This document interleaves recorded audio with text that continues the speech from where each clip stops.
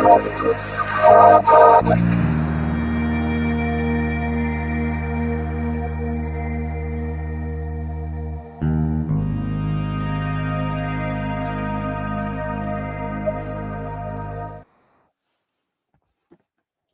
everyone, thank you so much for joining and welcome to our webinar on the topic Top 3 Ways to Lower Your Total Cost of Ownership with EDB Postgres with Julian Moffett, CTO Financial Services at EDB.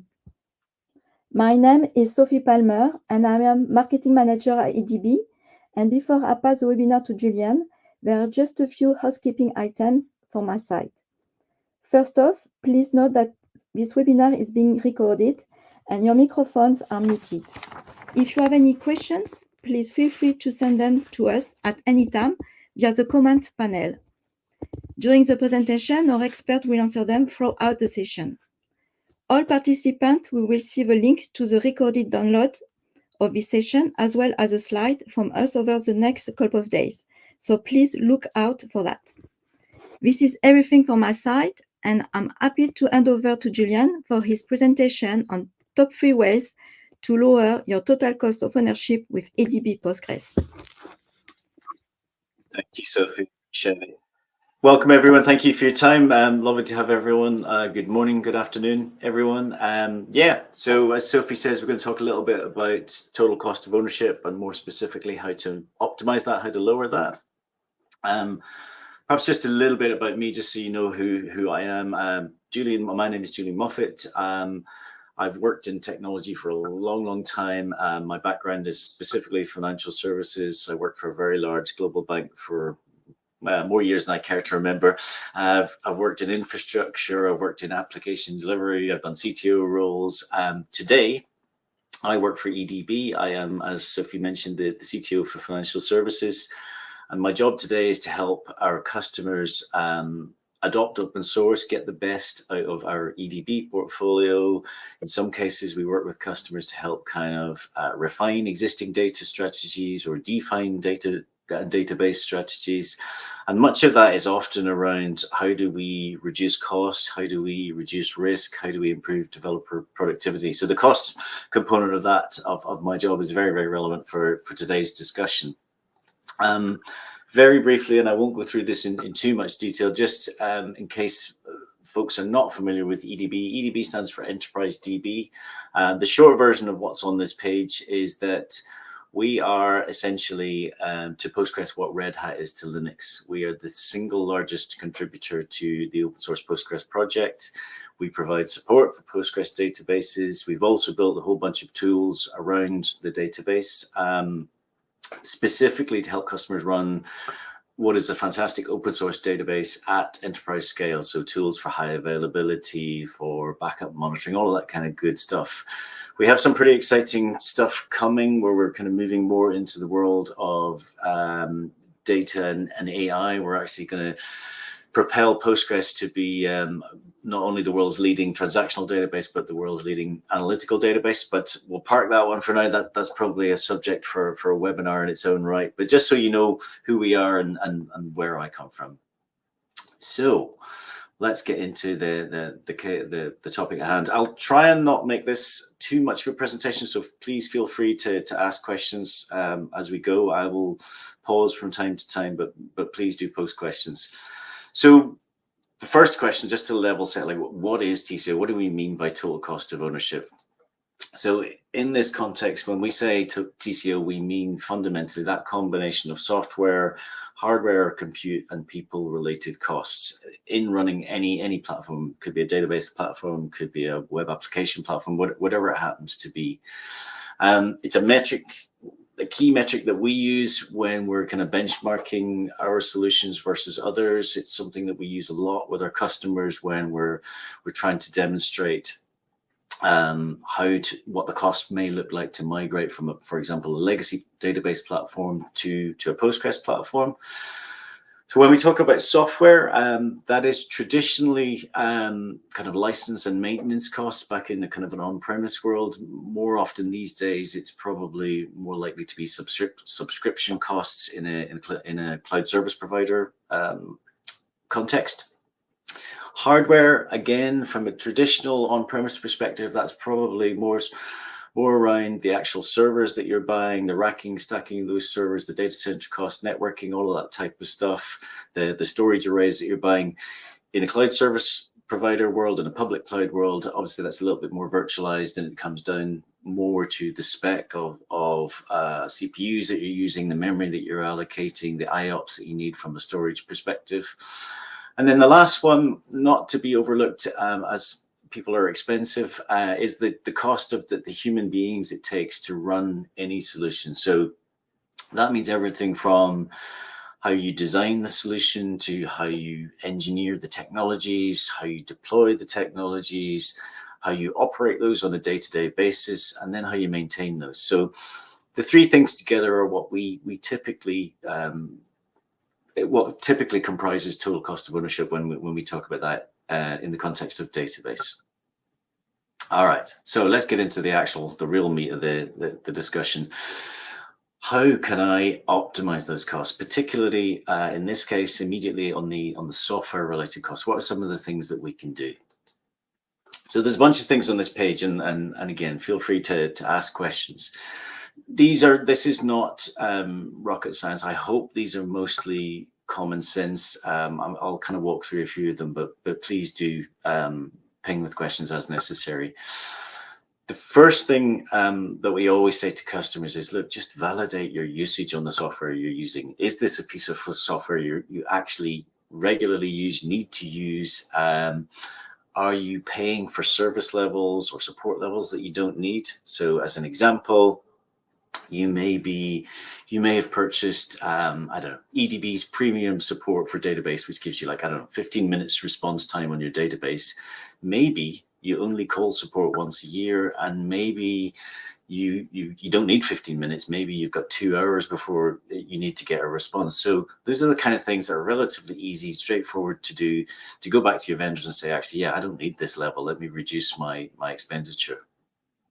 The next one's a little bit easier to say, but significantly harder to implement, which is around standardizing platforms. So consolidating tools that serve the same purpose. I come from a financial services environment. I come from very large database environment, very large technology environments, full stop, where you can pretty much guarantee that the companies of that size will have one of every single flavor of enterprise technology. And often that means you've got duplicative technologies in the same space. So we see a lot of customers running multiple flavors of relational database. And what we try to recommend to folks is, look, why don't you reduce the overhead of, first of all, the direct cost of licensing for those different products, but also the people costs associated with running and operating those products as well. Consolidate those down. You don't have to go down to one, but perhaps go down to at least a dual vendor strategy in that space. So easier said than done, but that's certainly something that I do as part of my day job in trying to help companies navigate that and figure out where there's a business case and where those types of activities make sense. The third one, just on the left-hand side of the page, is one you might not instinctively think of, but actually not maintaining your systems, letting your systems go end of life, not having them patched can incur quite significant cost. If you have to very reactively address vulnerabilities, that can be quite expensive.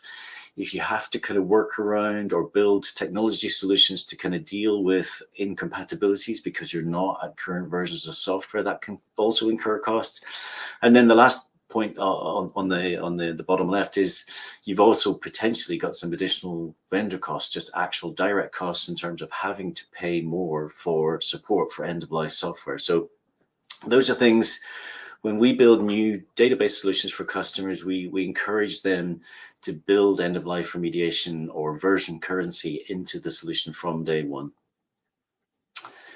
Top right of the page, cloud services. That's a really key one. We're going to spend a little bit more time on this one later in the session. Cloud's brilliant. I'm a big fan of public cloud. I think the whole model of public cloud and the ease with which you can consume public cloud services is a huge benefit. But particularly when it comes to software costs, looking at solutions like pay-as-you-go are potentially very interesting.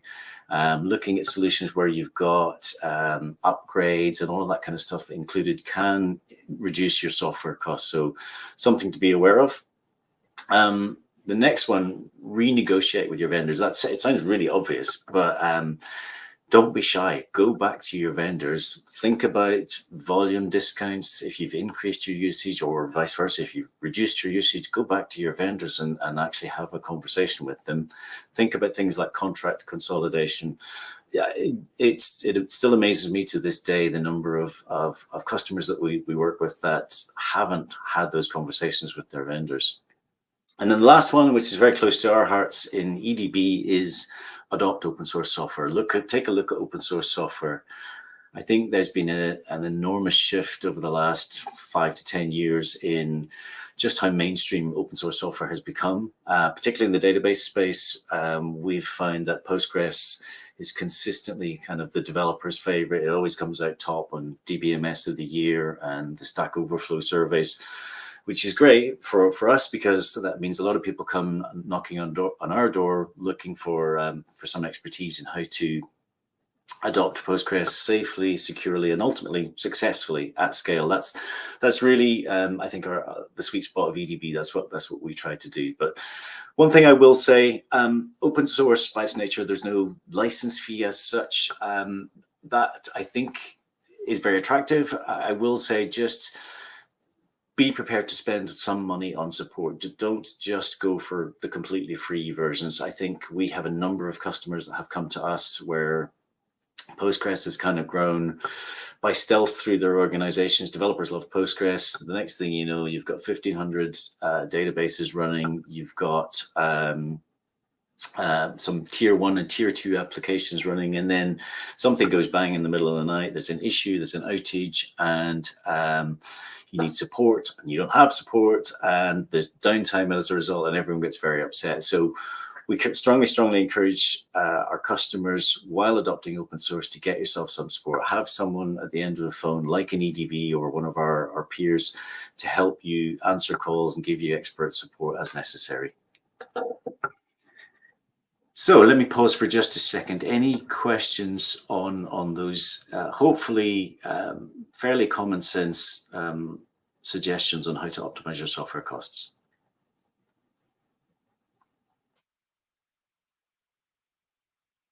So no problem. Good. So then the next one, if we go back to kind of the whole kind of software, compute, and people, from a compute perspective, what are my options to reduce my costs? This is an interesting one, and this kind of goes back to the public cloud point that we made earlier on. One thing that we strongly recommend our customers to do is just keep an open mind on where you want to run your technologies, where you want to run your applications.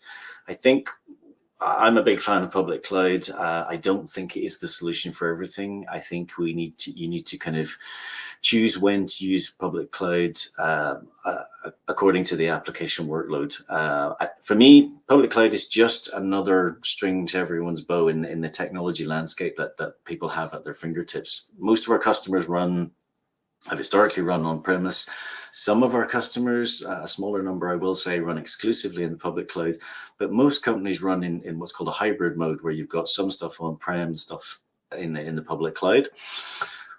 What's key about that is just choosing where it makes sense to move things to the public cloud and where not. So, for example, you may have an application that's running on premise where you've fully amortized the hardware and the compute and the storage, etc. Maybe that doesn't make sense. Maybe there isn't a business case to move that to the public cloud. But on the flip side of that, you may want to move a different type of application to the public cloud, where you've got for example, a very burstable workload. So something like an HR performance management system as a result, where the system probably sits quiet for 11 months of the year, and then you get 1 month's pretty high usage.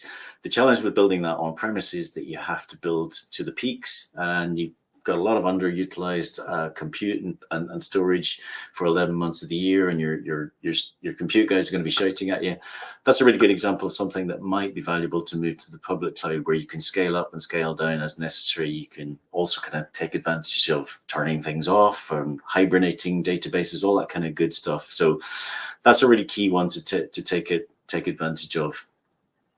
Just generally on the public cloud, one of the massive advantages of public cloud is the speed with which you can get up and running, and also from a cost perspective, the avoidance of having to have a fairly significant capex outlay in building out the required infrastructure. As a side effect, also you've got this great benefit of being able to potentially reduce the overhead in how you engineer those solutions and the people-related costs of engineering and deploying that software.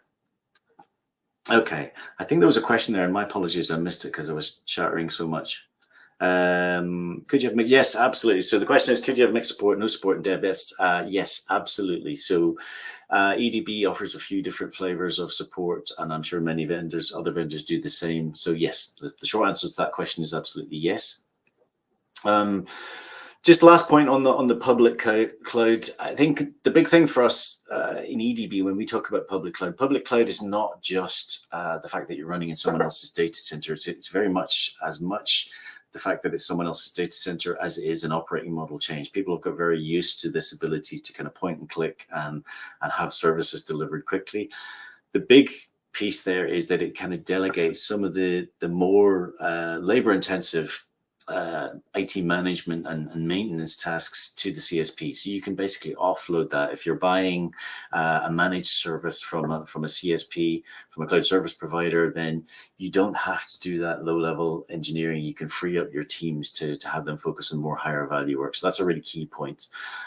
We do offer a whole bunch of fully managed Postgres SQL offerings across all of the major CSPs, just as an aside there. Any questions on the public cloud and kind of flexibility on where you run your workloads? And I apologize, we're kind of scratching the surface on some of these, but we wanted to keep the webinar relatively short and sweet today. Cool.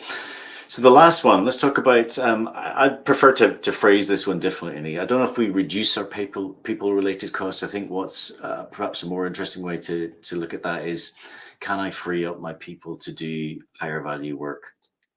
So the key things here too, again, I hope relatively common sense ideas here. Process efficiency. So understanding what are your processes to deploy software, to engineer software, to make software available to your developers. Are they efficient? Can you improve those? Can you improve the automation that you've got in your deployment mechanisms today? I come from environments where we run databases in the thousands, and it's simply not possible to be manually deploying those things on an ad hoc basis. Not only are manual builds very time consuming, they're also very prone to error, particularly if it was me that was doing it. The big thing about automation, and we typically build this into all of our solutions when we talk to our customers, the big thing about automation is it gives you that ability to have greater repeatability and reliability in what you deploy. What you don't want to do is obviously be in a situation where you deploy something to production and it fails, and it's worked perfectly well in UAT, and you find out it's failed because Julian misconfigured manually in the production environment. So getting automation in place, defining some patterns for what you want to deploy up front is really, really important. Then automate the hell out of those at the back end. Give yourselves the confidence that you know this is going to be successful every time. In my previous life, we got provisioning of Postgres down to like 4 minutes from the approval of the service requests ticket. So not only does that give you increased reliability and repeatability, but it also, you're going to be a big fan. Your developers are going to be very, very impressed and very happy with that, because you're removing a significant bar to entry for them getting access to the tools they need to do their jobs. So definitely think about kind of enabling infrastructure as code type options and exposing APIs to have your dev teams call. call these automations that you're building. And again, just on the right-hand side, from an EDB perspective, this is absolutely something that we focus on from the start of any solution design. We have a whole series of kind of orchestration tools that we support, the usual suspects, Terraform, Ansible. We've got some proprietary tools. We've got something called Trusted Postgres Architect. We also have something which is my personal favorite, which is the Postgres operator, which for me is a game changer in how people will run Postgres databases. This, to all intents and purposes, has taken all of the pain that people have developed over years in building Ansible, Terraform, Puppet, Shell script, Perl script, whatever it happens to be, orchestration frameworks. We've basically taken all of that on board, and you can deploy a cluster, configure a cluster by literally changing a YAML configuration file. It's very, very impressive. So encourage folks to have a look at that offline. Cool. So I see a couple of questions coming in. Now, let's see. Are there? Yes. So we do have benchmarks. We've got some published on our website. We'll try and get those. So thank you, Francois. Good question. We'll try and get those out in the materials that we send after the fact. We do publish a bunch of those things, and we run all those TPC, TPCH, all of those exact types of benchmarks. So yes, absolutely. What else have we got? Any additional questions before we start to wrap and open up for any more Q&A? So maybe just to kind of bring this together, I think, again, if we look at TCO from kind of three aspects, that aspects of software-related costs, hardware and compute-related costs, and people-related costs, probably 3 or 4 things I would think of just as quick wins, things to take away is think about consolidation, definitely think about automation, think about public cloud and leveraging public cloud appropriately. And then the last thing I would say is think about open source. Think about adopting open source. Think about looking at open source with someone like an EDB to help you do that safely, I think, securely, and ultimately successfully. That's fundamentally where we want to be with our customers. If you're not successful, we're not successful. So yeah, let me pause there if there are any questions. Otherwise, I will start to round things out. But let me give you guys the opportunity to ask any additional questions. All right, I think we are done. So with that, then I think we've got a QR code, if I'm not mistaken. We'll pull it up. It'll give you the opportunity to just see any other events that we're going to be running.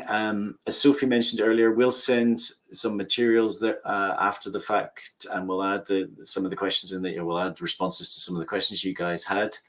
If there are no further questions at this time, thank you very much, everyone, for your attendance. Very much appreciated. I wish you all a very good remainder of the day, and hope to see you next time. Thank you.